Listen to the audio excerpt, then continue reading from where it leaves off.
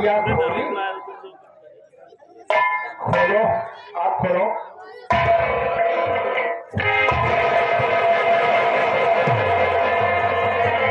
क्या है?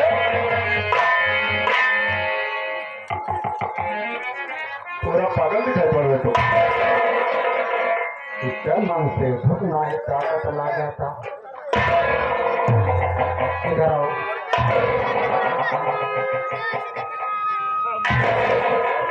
देखा भाई असली या कि नकली या? देखा भैया वो हमसे गलती हो गई, हम जान गए आपके हैं। अच्छा, हम समझ गए, पहचान गए, पता है तभी हम जान गए हैं।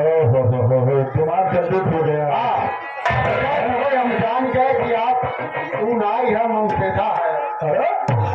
दोनों दोनों गलती कसूर है, क्योंकि माफ कर दिया। कोई बात नहीं, नीचे यहाँ बैठ जाओ आराम से। और जो तुम परेशान हो जिसके लिए ना, हाँ, वो भी तुम्हें मिलेगी, लेकिन बैठ जाओ आराम से। थोड़े समय के बाद जल्दी मिलाई दिया भाई, लेकिन बदमाशी मत करो, आराम से बैठ जाओ। चलो हम बैठे रहे, बोलो।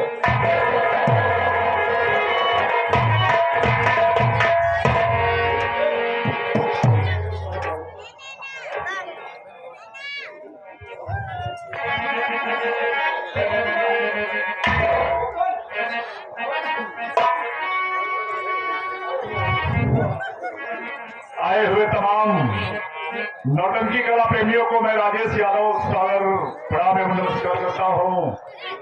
साथ ही साथ मैं तमाम उन पदाधिकारियों को, मत बजाइए, तमाम पदाधिकारियों को जो इस कार्यक्रम का आयोजन किए हैं, उन सबको सादर नमन करता हूँ और साथ ही साथ आशीर्वाद की कामना करता हूँ।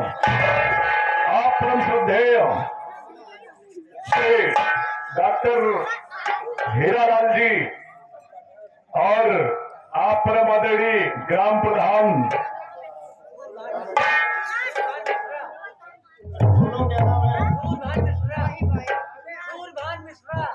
परम आदरणीय श्रद्धेय श्री सूर्यभान मिश्रा जी, गुरु जी जो ग्राम प्रधान भी हैं, आप तमाम लोगों के माध्यम से, चूंकि मुझे सबका नाम तो नहीं पता है, जो भी जिनका नाम नहीं ले पा रहा हूं उनके लिए मैं माफी चाहता हूं।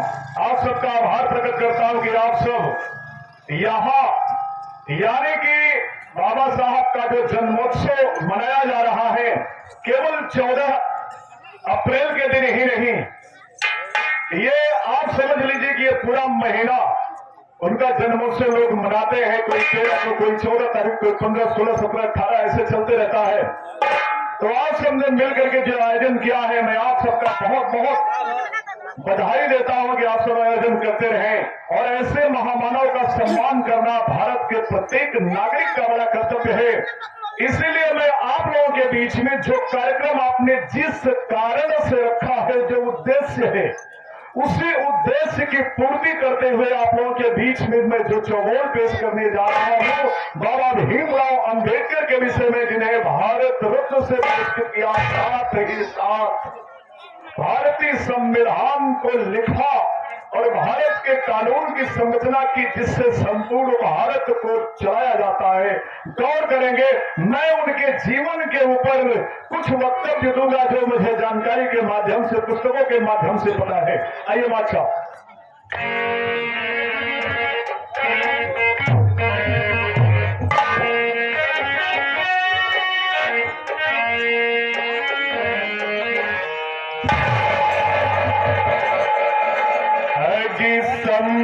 संविधान के निर्माता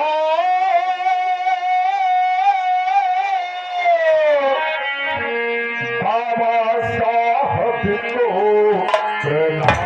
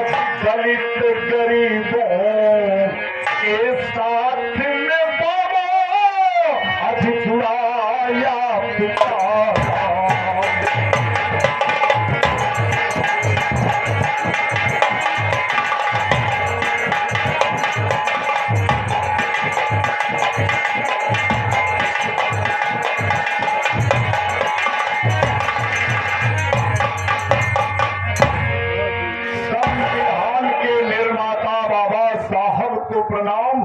दलित गरीबों के साथ में जुड़ा आपका नाम।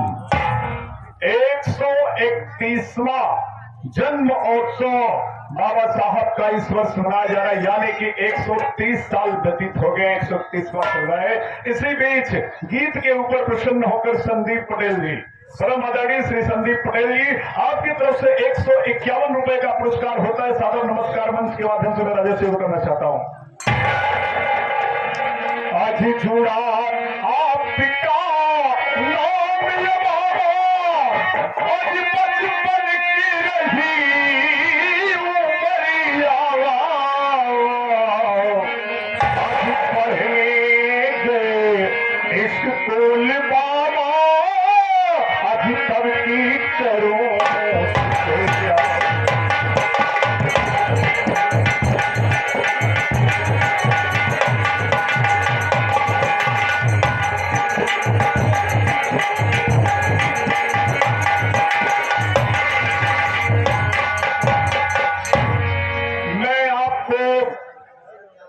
तकरीबन 100 साल पहले ले चलता हूं। बाबा साहब जब पढ़ने के लिए बड़े हुए और स्कूल में जब गए, उस समय के हालात बड़े अजीब थे। भारत के इतिहास से पता चलता है, जो हिस्ट्री और पॉलिटिक्स वगैरह पढ़े होंगे वो जानते होंगे।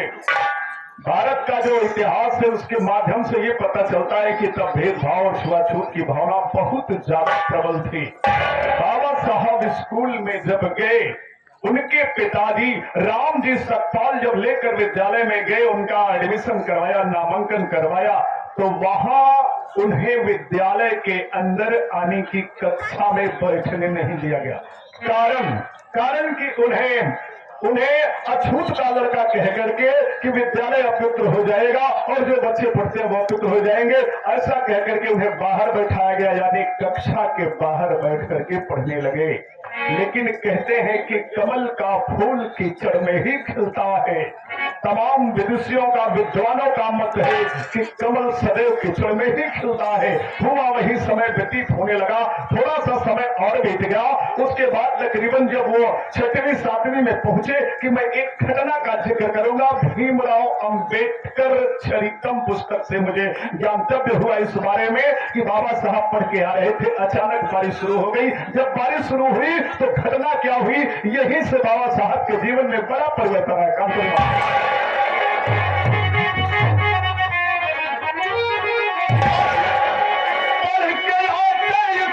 से बाबा साहब सुनो, मार्ग में भारी वर्षा, आज एक दिन है हुई एक ब्राह्मण के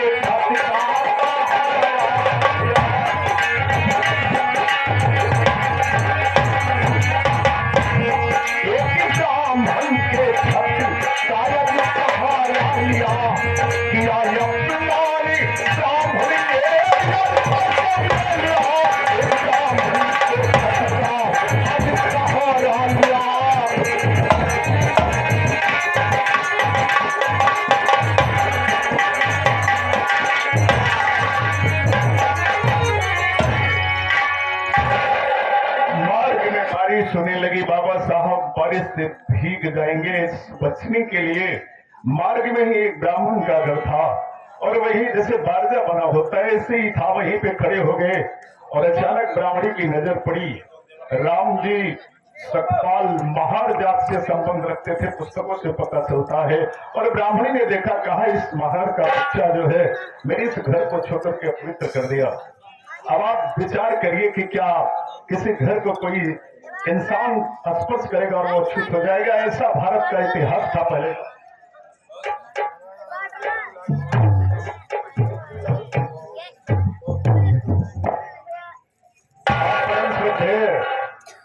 मैकुलाल बौद्ध साहब की तरफ से 51 रुपए का पुरस्कार हुआ है। मैं चरणों में प्रणाम करके आशीर्वाद की कामना करूंगा। अगर आप लोगों को ऊपर लगेगा तो इशारा कर देना, मैं बड़ा जल्दी से आ जाऊंगा।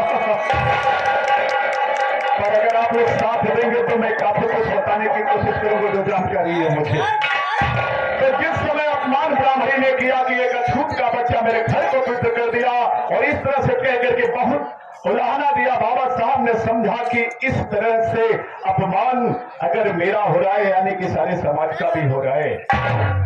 उनके दिमाग में बात आ गई कि मैं भारत से एक दिन हमेशा हमेशा के लिए छुआछूत की भावना को ही समाप्त कर दूंगा।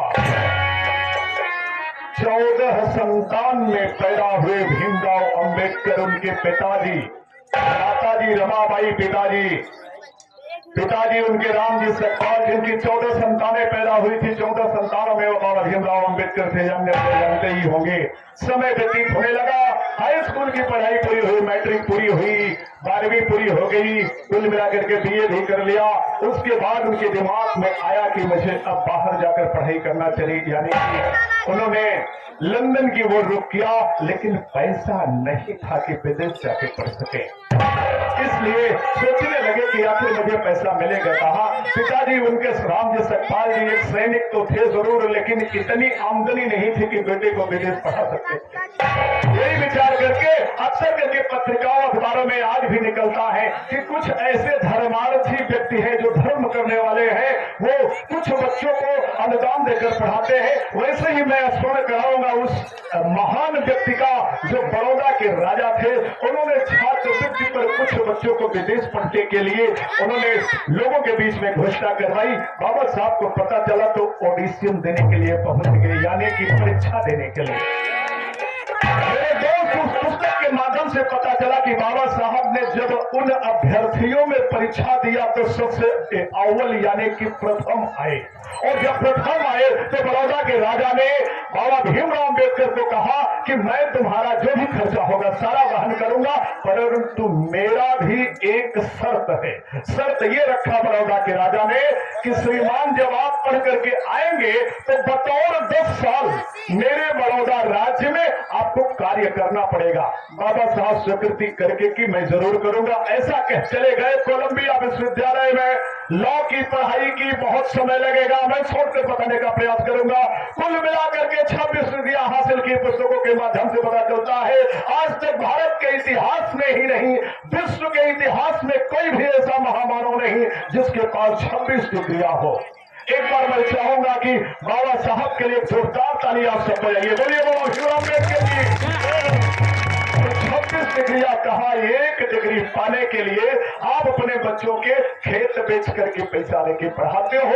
कोई नौकरी करता है छोटी मोटी, उसकी नौकरी की सारी पैसे खर्च हो जाते, 1 डिग्री मिलती है बड़ी मुश्किल से। तो 26 को किया होगा, बताइए उसने कितना बड़ा काम किया होगा, कितना परिश्रम किया होगा। यानी कि पढ़ाई करने के बाद 26 डिग्री हासिल करने के बाद हिंदुस्तान आ गए। तो उस समय 1947 का दौर यानी कि चल रहा था, 1942 का मरो चल रहा था, देश को अंग्रेजों छोड़ो का नारा चल रहा था। यानी सब जानते हैं, कम बजाइए कम बजाइए, क्योंकि देश गुलामी की जंजीर में जकड़ा था। अंग्रेज भारतवासियों को सताते थे। ईस्ट इंडिया कंपनी बना करके इस देश में व्यापार करने के लिए आए अंग्रेज, लेकिन भारत को गुलाम बना डाला और भारत को गुलाम बना करके 200 साल तक शासन किया था। लड़ाई चल रही थी। आखिरकार जब वो हताश हो गए कि अब मैं राज नहीं कर पाऊंगा भारत पर, तो उन्होंने एक बड़ी अजीब शर्त रख दी कि मान लो कि मैं इस देश को आजाद ही कर दूं, तो तुम्हारे पास क्या, जैसे पहले चलाते थे 18 राजा, एक जिला में 15 राजा। अब बताइए ऐसे तुम देश को चलाओगे? तुम देश को चला नहीं सकते। अगर देश चलाओगे तो सिद्ध करके दिखाओ, यानी कोई कानून होना चाहिए, कोई संविधान होना चाहिए जिससे पूरे देश को नियंत्रण किया जाए। ऐसा कर सकते हो, दिखाओ, देश को आजाद कर दूंगा। समस्याएं खड़ी, पंडित जवाहरलाल नेहरू परेशान, महात्मा गांधी प्रधान, सरदार वल्लभ भाई पटेल परेशान, कितने लोगों का नाम लो, सारे भारत के नेताओं में खलबली मच गई। आखिरकार विचार होने लगा। उस समय बाबा साहब जो चुनाव जीते थे, मैं आपको बता देना चाहता हूं, वो जो जिस तरह से जीते थे वो पाकिस्तान में पड़ गया था। जानने वाले जानते होंगे, बाबा साहब जहां से चुनाव जीते थे वो पाकिस्तान में पड़ गया था।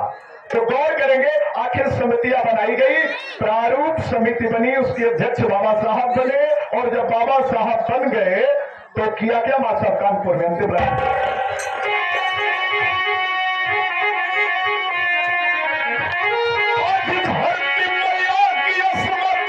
अधिक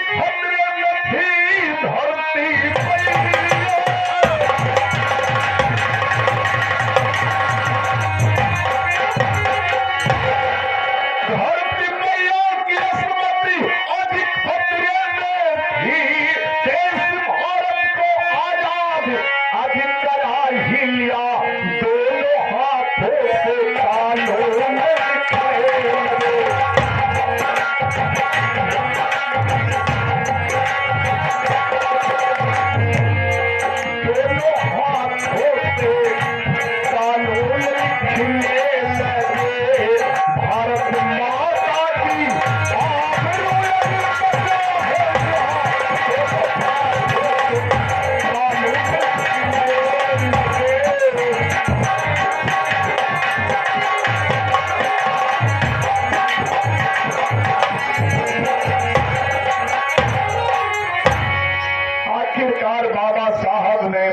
संविधान को लिख डाला। बताना चाहूंगा 14 मेंबर थे प्रारूप समिति में। 14 मेंबर में 9 तो अक्सर करके विदेश की यात्रा में परेशान रहा करते थे, बच गए 3-4 वो सुस्त रहा करते थे। ऐसा पुस्तक में लिखा था। यानी कि बाबा साहब ने संविधान को लिखा एक हाथ से नहीं, 2 हाथ से। एक हाथ से नहीं, 2 हाथों से लिखा। उनके एक ही सिर में मानो कि 2 मस्तिष्क हो। बिना 2 मस्तिष्क के दोनों हाथ से कोई भी व्यक्ति नहीं लिख सकता जो यहाँ भी मौजूद है। यानी कि उसके पास 2 दिमाग होना चाहिए। ऐसा उस पुस्तक के माध्यम से पता चलता है कि बाबा साहब ने भारतीय संविधान को 2 हाथों से लिखा। आखिरकार 2 साल 11 महीने 18 दिन में भारतीय संविधान को लिख डाला और कहा अंग्रेजों अब छोड़ दो, हम अपने देश को चला सकते हैं। अपने देश को चला लेंगे, तुम्हारी कोई जरूरत नहीं। अंग्रेज पलायन हुए, लौट गए वापस लंदन में। लेकिन धीरे धीरे वह समय आया जब मधुमेह की बीमारी की वजह से बाबा साहब को इस दुनिया को छोड़ के जाना पड़ा। जब बाबा साहब इस दुनिया को छोड़ के चले, बस जैसे 2-3 मिनट और, उससे ज्यादा समय नहीं लूंगा।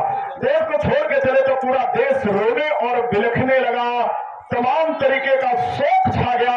और जब शोक छा गया तो एक गीत के लाइन से मैं आप लोगों को श्रद्धांजलि बाबा साहब को देना चाह रहा हूं। मेरा गीत पे ये नेट पे भी मौजूद है। तमाम सारे कई नौटंकी वाले भी मेरे इस गीत को कॉपी कर करके गा रहे हैं। मैंने नेट पे देखा है, मैंने लिखा और 8 साल पहले इस गीत को लिखा था। और आजकल कई नौटंकी वाले इस क्षेत्र वाले भी कई लोग गा रहे हैं इस गीत को। मुझे गीत सुना आप लोग।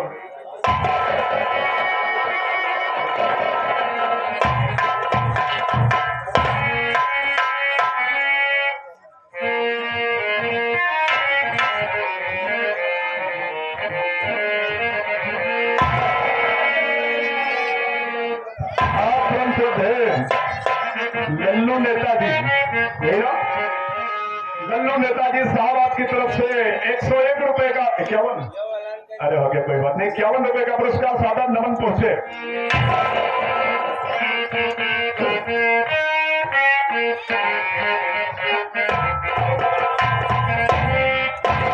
थोड़ा सा ऊपर।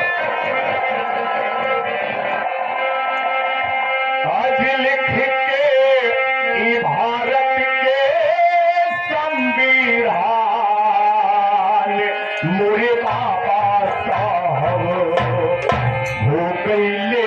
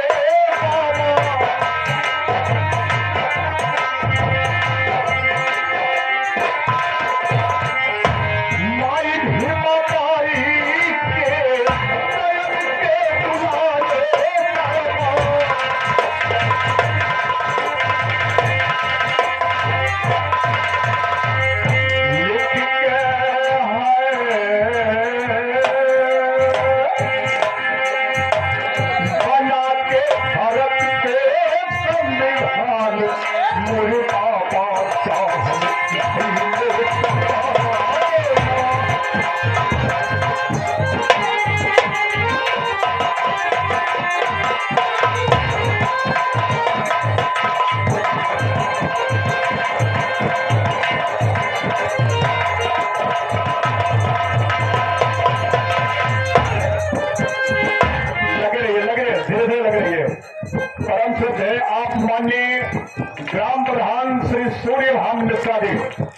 गुरुजी आपकी तरफ से ये 501 रुपए का पुरस्कार बाबा साहब के जित पे हुआ है।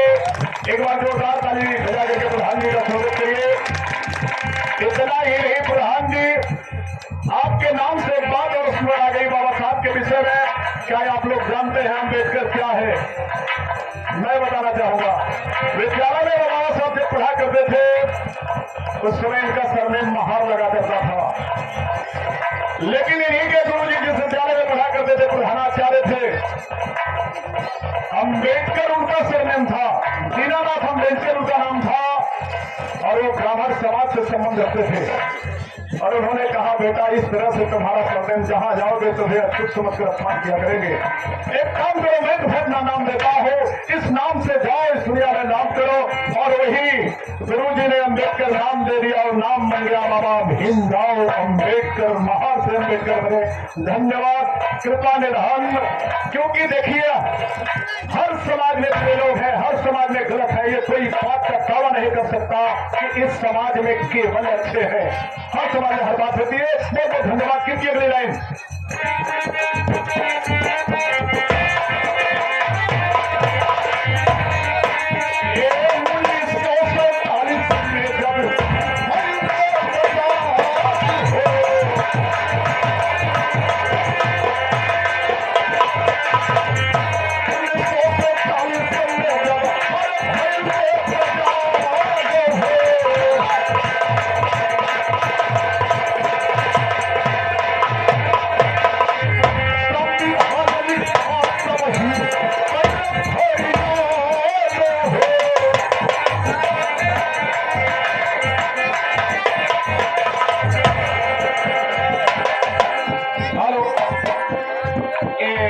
माननीय महोदय परमादरणीय राम दुलार भाई साहब की तरफ से 1 रुपये का पुरस्कार। और दुबे जी, श्याम दुबे,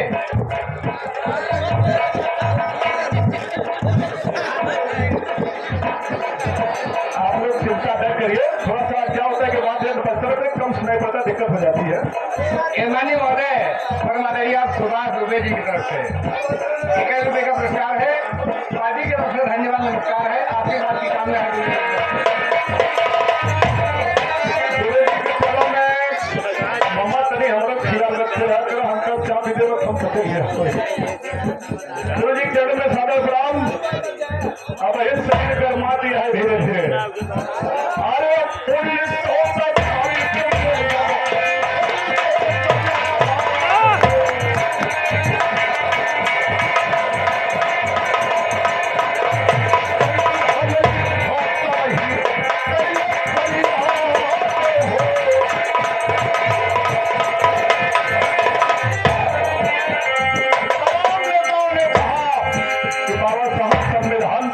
देश की लाज बचाइए, देश आजाद होना चाहिए। तो बाबा साहब ने क्या किया? बना के हो लिख के भारत के संविधान मुर्दाबाद।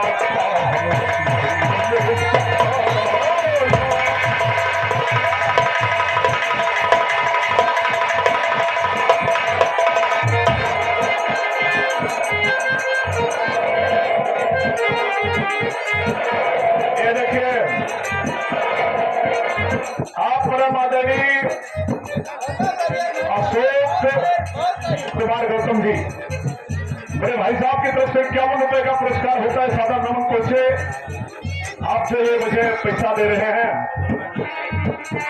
ये आपका प्यार है, प्रेम है, लेकिन मैं आप लोग के प्रेम का धोखा हूं, पैसे का धोखा देने से कोई बात नहीं है। आप लोग सुन रहे हैं, ये मुझे बड़ा अच्छा लग रहा है।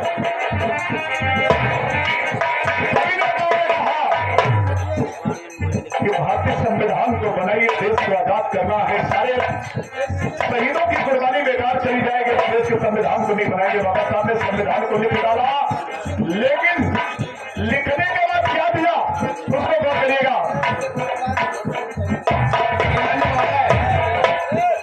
बाजाराम गौतम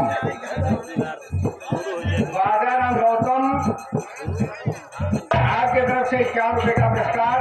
पार्टी के तरफ से नमस्कार। और ये सुभाष दुबे पीसीएल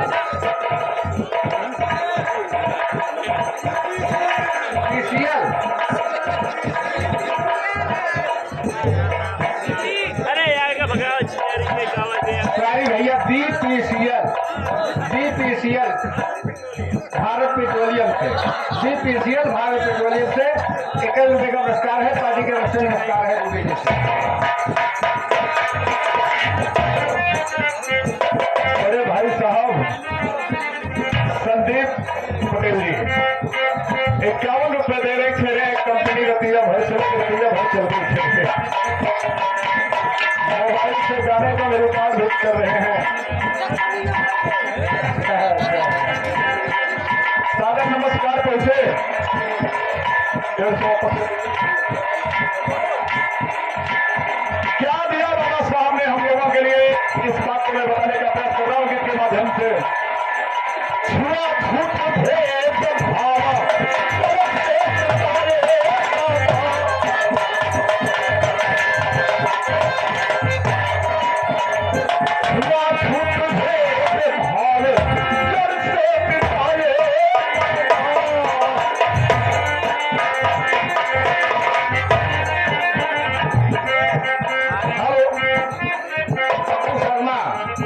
पप्पू शर्मा जी की तरफ से 1000 रुपए का पुरस्कार पार्टी की तरफ से नमस्कार है।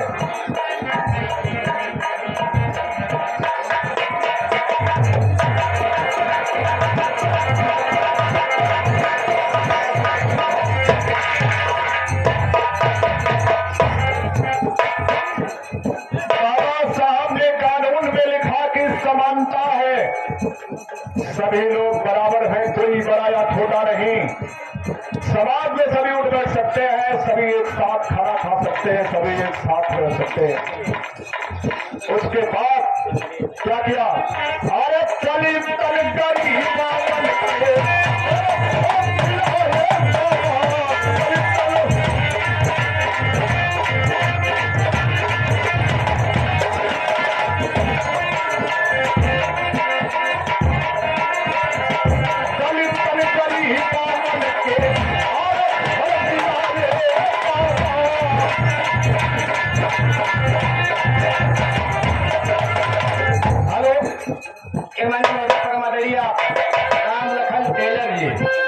राम लखन टेलर जी आपकी तरफ से 51 रुपए का ये बाबा साहब के बोल पे पार्टी की तरफ से धन्यवाद नमस्कार है।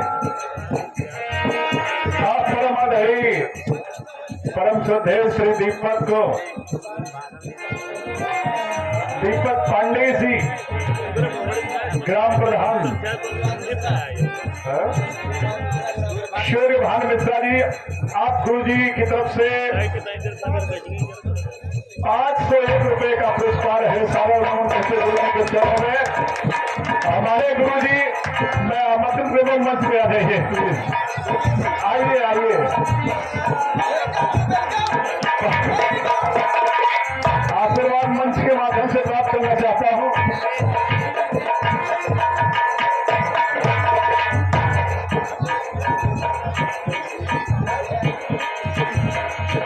हमारे गुरु जी शंभुनाथ दुबे जी, रामलीला अध्यक्ष नजियापुर, बाबा बेलनाथ धाम के पास में गुरु जी का घर है। रामलीला के अध्यक्ष है, रामलीला का कार्यक्रम कराते हैं और मेरे नाम के आगे व्यास लगा हुआ है। गुरु जी रामलीला में मैं बड़ा बच्चे रहता हूँ, कोई बात नहीं है, समाज से जुड़ा व्यक्ति। 51 रुपये आशीर्वाद के रूप में सादर प्रणाम पहुंचे। गीत की अंतिम लाइन चल रही है। बाबा साहब ने आरक्षण दे दिया कि इतनी सीटें इन लोगों को मिलेगी, इतनी सीटें इन लोगों को मिलेगी, और आज उसी का लाभ मिल रहा है। अंतिम बात श्रद्धांजलि दे रहा हूं मंच के माध्यम से। आर्य राज श्री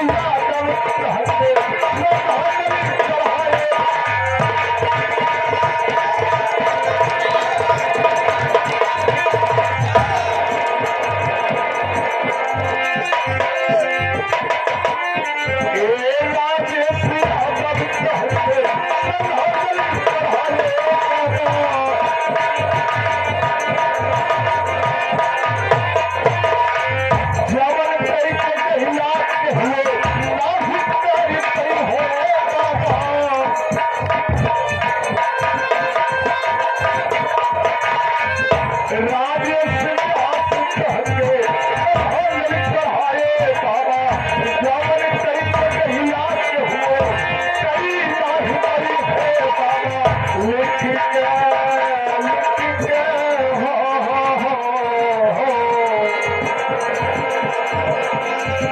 लिख के भारत के संविधान मेरे बाबा का लिख के भारत के संविधान